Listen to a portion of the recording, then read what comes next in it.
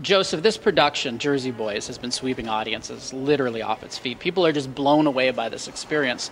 Why do you think it's having such an impact on people? The music, the story, these guys are incredible. You've seen the show.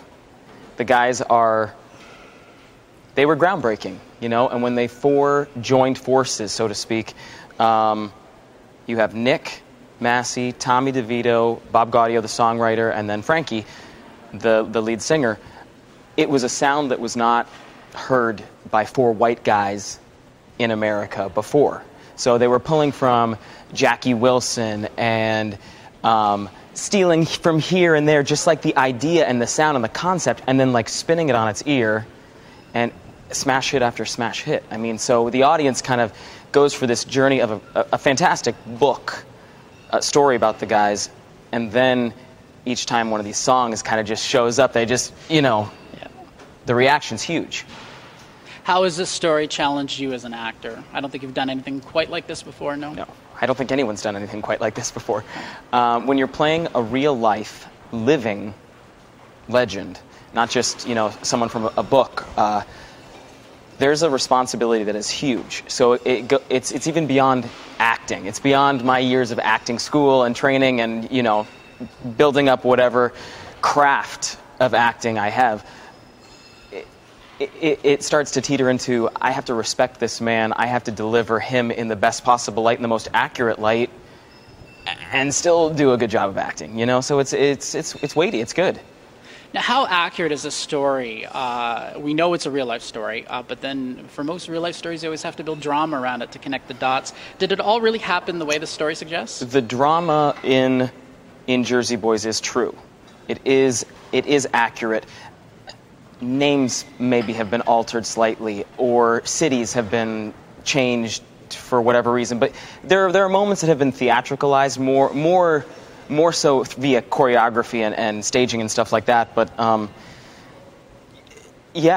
think there's even a lot more to the story that we don't even get to go into. But it's real. Now, there are comical moments I'm sure happened almost picture perfect to the way that they're portrayed on stage. And there is a wealth of warmth and beautiful and endearing moments. What do you like most about the story of Frankie Valli and the Four Seasons? For me, for the role of Frankie, I get to go from 16 years old until mid-60s. But I don't put white in my hair or anything like that.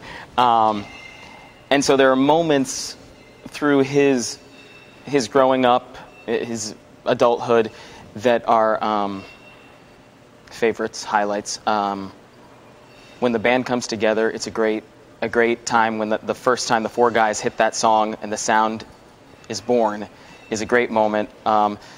The relationships with the different women, his daughter, I don't want to give away too much, the women in his life, those scenes are pretty powerful. Some are comical.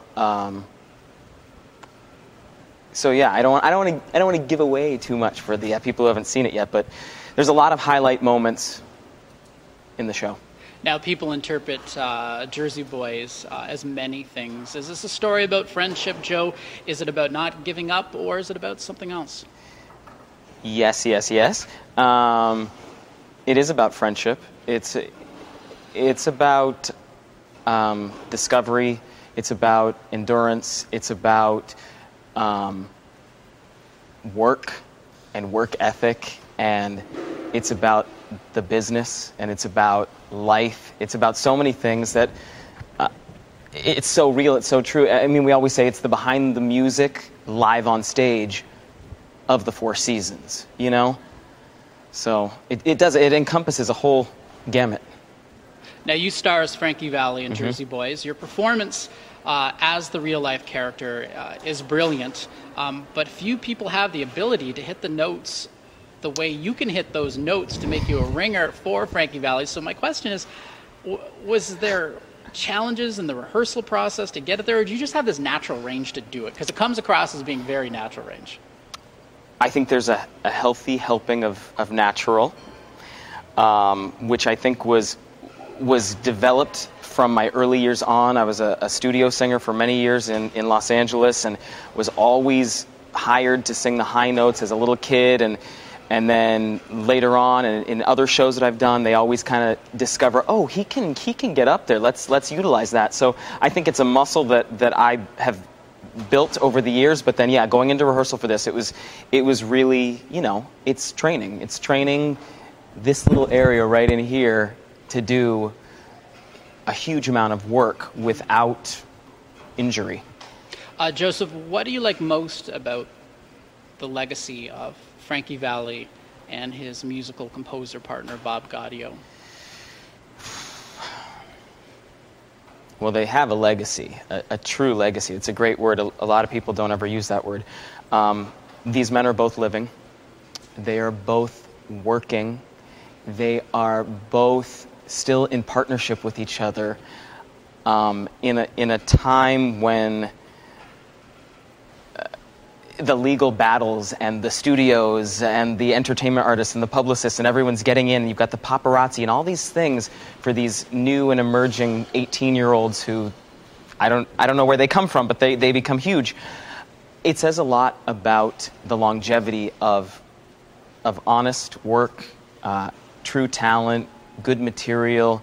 So their legacy is on the radio around the world still, and I think for their stage production, Jersey Boys,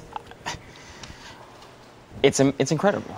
Was their ability to sell as many records as they did during their heyday, was that a case of just being in the right place at the right time with that sound, or is it indicative of something more? I forget the number of records that Sherry sold, but I'm pretty sure that I was told that record sold more than anything the Beatles had at the time. It was like the biggest hit, and it was because the sound was insane. And truly, in the show, the announcer of the DJ of the radio station says that, who are these guys? Who are they? Three black guys and a girl? Like who are they?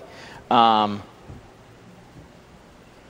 I think that people listened because they were like, yeah, who is that? What is that sound? It's the most different thing we've ever heard.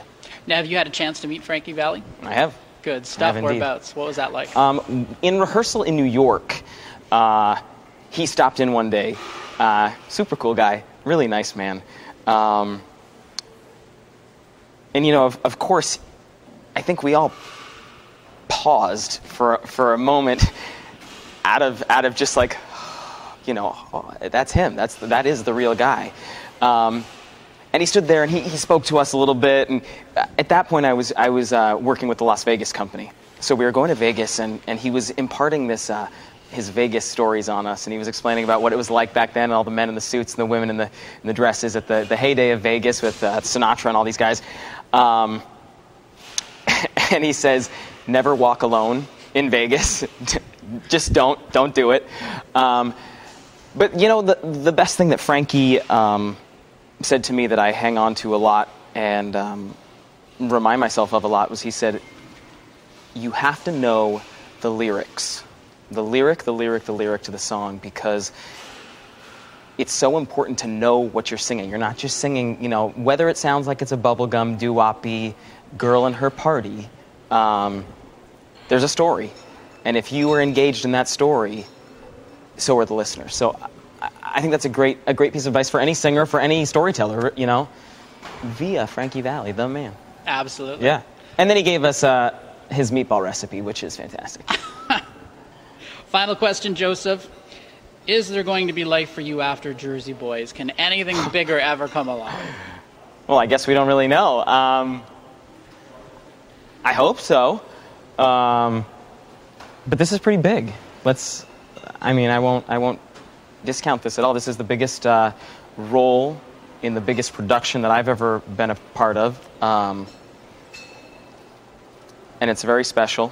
I think it's special for all of us who play Frankie in all the different... There's 5 companies of Jersey Boys currently, maybe soon to be a 6th and a 7th I hear a little buzz about. And I know a lot of the guys who play Frankie, and we've swapped stories and we've shared, and it's remarkable. It's a remarkable story to tell. It's a remarkable man to get the honor to play on stage every night. So if there's more after this, yeah, I hope so. And If it's not, I don't know. Then you come back to Toronto. Then I'll come back to Toronto and I'll do the sites, the CN and the waterfront, and we were here for film festival time. That was fun. We got to go to one party, but yeah, Toronto's a great place. Great place.